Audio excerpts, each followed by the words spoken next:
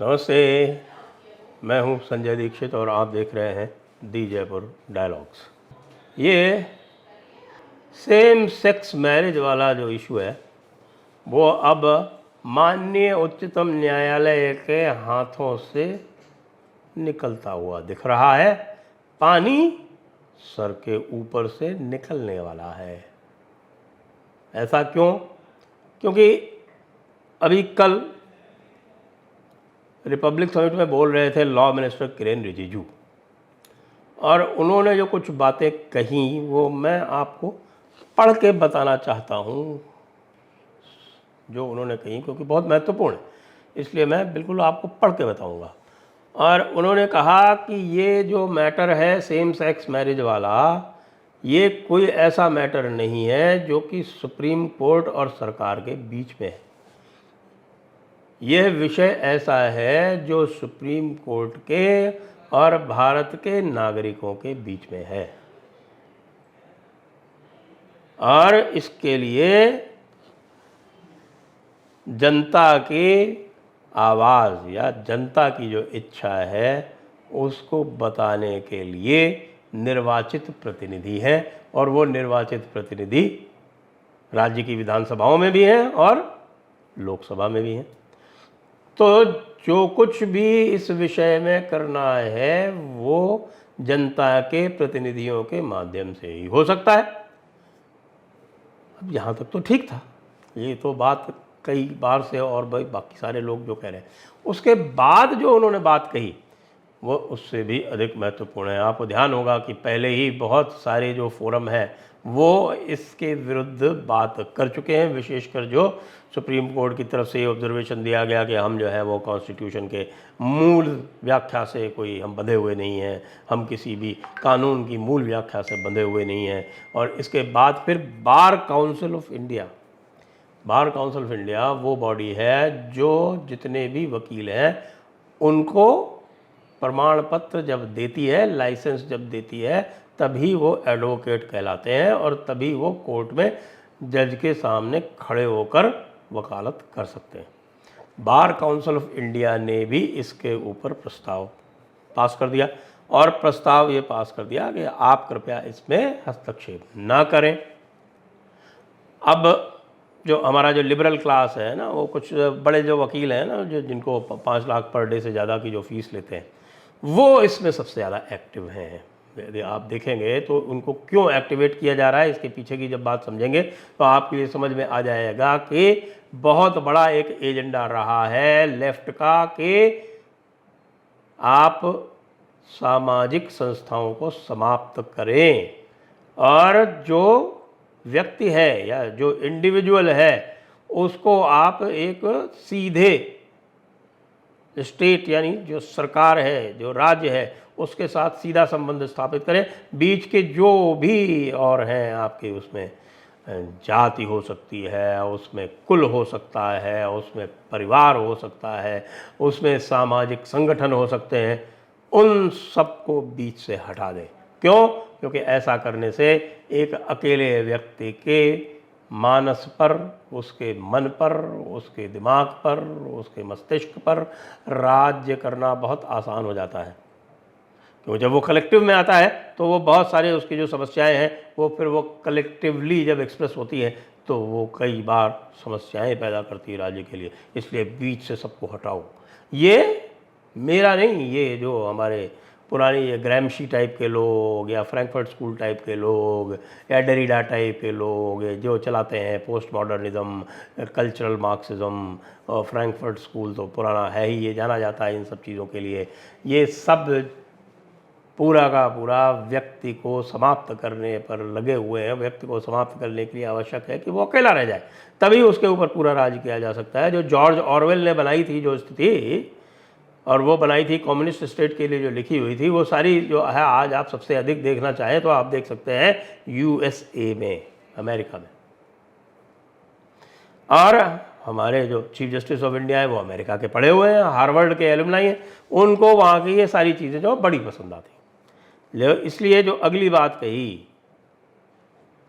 जो कही वो बहुत महत्वपूर्ण है और इसके मुझे लगता है दूरगामी परिणाम हो सकते हैं। अब इसके समझ में आया हो या ना आया हो, लेकिन आज जो बहस हो रही थी सुप्रीम कोर्ट में, उससे तो मुझे ये लगता है कि हाँ हाँ कुछ कुछ तो समझ में आया है। लगता है कि भैया हम कर भी देंगे तो होगा क्या। तो किरेन रिजिजू क्या कहते हैं कि भाई 5 बुद्धिमान व्यक्ति जो हैं वो बैठकर कोई भी निर्णय ले सकते हैं जो उनके अनुसार सही हो। 5 wise men, पढ़ देता हूँ। If 5 wise men decide something which is correct according to them, I can't make any kind of adverse comment. मैं उसके बारे में कुछ नहीं कह सकता। आप समझ रहे हैं किन 5 बुद्धिमान व्यक्तियों की बात कर रहे हैं वो। लेकिन यदि लोग नहीं चाहते हैं तो आप उनके ऊपर ये थोप नहीं सकते। आप थोप नहीं सकते।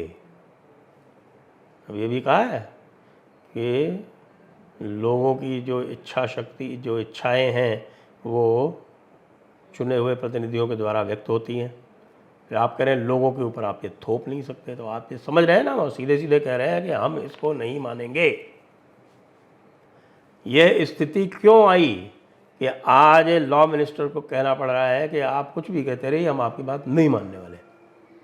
ये इसलिए आई है क्योंकि सुप्रीम कोर्ट अपनी सीमाओं से, अपनी मर्यादाओं से बाहर बहुत पहले जा ही चुका था और अब तो सारी सीमाएं, जो भी काल्पनिक सीमाएं भी होती हैं, उन सबको लांघता जा रहा है और एक प्रकार से उस स्थिति में पहुंच रहा है जहां वो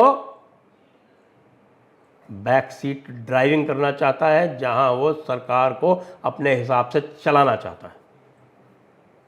इसलिए यह आज कह दिया गया है, इसको नोट करें आप, ये कह दिया गया है कि माय लॉर्ड्स, अब आपकी बात लोग नहीं मानेंगे। अब इससे अधिक और क्या हो सकता है। कह रहे हैं कि साहब supreme court direction can issue directions, fill vacuum, but when it comes to a matter which affects every citizen of the country, then the court is not the forum to decide on behalf of the people of the country. कि आप निर्देश दे सकते हैं, कोई vacuum हो तो उसको fill कर सकते हैं, लेकिन जब कोई ऐसा विषय हो जो देश के हर व्यक्ति को प्रभावित करता हो, तो यह कोर्ट वह फोरम नहीं है जो इस चीज़ को डिसाइड कर सकता है, उसका निर्णय कर सकता है। यह तो लोगों के चुने हुए प्रतिनिधियों द्वारा ही संभव है। अब माय लॉर्ड्स को अपनी चॉइस करनी है, क्योंकि मैं बहुत पहले से कह रहा हूँ कि ये सिचुएशन आएगी निश्चित रूप से, क्योंकि भला हो हमारी पार्लियामेंट का। मैं कह रहा हूँ कि इनकी जो सहनशीलता है, इनकी जो सहिष्णुता है, वो कमाल की है। क्योंकि जिस प्रकार से उच्चतम न्यायालय ने संसद के और सरकार के अधिकारों का अतिक्रमण किया है पिछले 20-30 वर्षों में, वह पूरे विश्व में अनूठा है। और उनके साथ में ये जो 5-5 लाख पर डे लेने वाले जो वकील हैं वो मिले हुए हैं। मैं आपको ये बता दूं कि जो 5-5 लाख की फ़ीस लेने वाले जो वकील हैं वो कोई बहुत पॉपुलर हों दूसरे वकीलों में, ऐसा बिल्कुल नहीं है।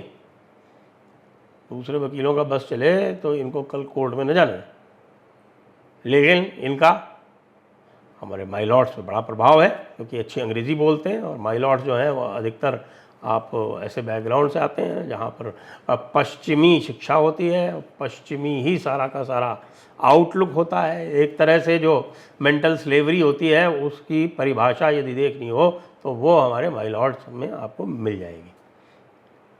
100% पश्चिम की प्रतिकृति, वेस्टर्न क्लोन्स हैं ये। इनको भारतीय परंपरा, भारतीय दर्शन, भारतीय संवेदनाओं के बारे में या तो कुछ ज्ञान नहीं है, और ज्ञान है भी तो ये उसको समझना नहीं चाहते, उसको दिखाना नहीं चाहते। अपने आप को प्रोग्रेसिव, प्रगतिशील और अपने आप को पश्चिम का गुलाम दिखाने की होड़ मची हुई। इसलिए जो बात कह दी गई वो बहुत महत्वपूर्ण है। वो बात कह दी गई कि कोई ज़रूरी नहीं है कि आपकी बात मानी जाए। अब आप थोप नहीं सकते। वो ज़माना चला गया जब आपकी हर थोपी हुई बात मान ली जाती थी। अब थोपी हुई बात नहीं मानी जाएगी। बेसिक स्ट्रक्चरल डॉक्ट्रिन का 50वां जन्मदिन है, 50वीं वर्षगांठ मनाई जा रही है उसकी। बड़ी बड़ी बातें की जा रही हैं कि साहब इसको देश को बचा लिया ना, देश को न्यायिक तानाशाही में झोंकने का पहला कदम था ये। आपको समाज सुधार करना है क्या? आप समाज सुधारक हैं क्या? कैसे आपने आर्टिकल 21 में तरह तरह के राइट्स गढ़ दिए? किसने आपको ये अधिकार दे दिया? किसने आपको ये अधिकार दे दिया कि भाई इवॉल्विंग डॉक्यूमेंट है तो कौन इवॉल्व करेगा? आप इवॉल्व करेंगे? देश का धैर्य चुक चुका है।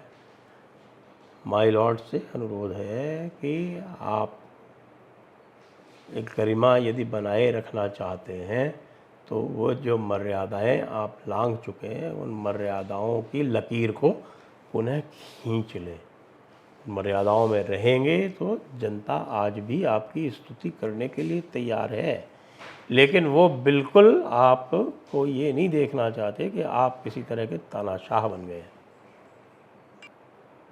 न्यायपालिका को इसलिए महत्व दिया जाता है क्योंकि सब जानते हैं कि यदि कार्यपालिका तानाशाह बन जाए तो उसको रोकने वाली न्यायपालिका ही होती है, इसलिए महत्व देते हैं वो सदैव, क्योंकि जानते हैं कार्यपालिका की तानाशाही जो है वो कितनी खतरनाक होती है।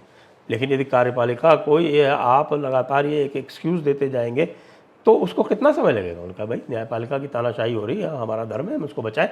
फिर उस कार्यपालिका की तानाशाही से फिर हमें कौन बचाएगा? इसलिए ये थोपने का कार्यक्रम करें बंद।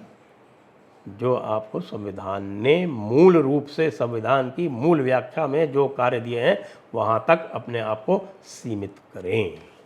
जय हिंद, वंदे मातरम।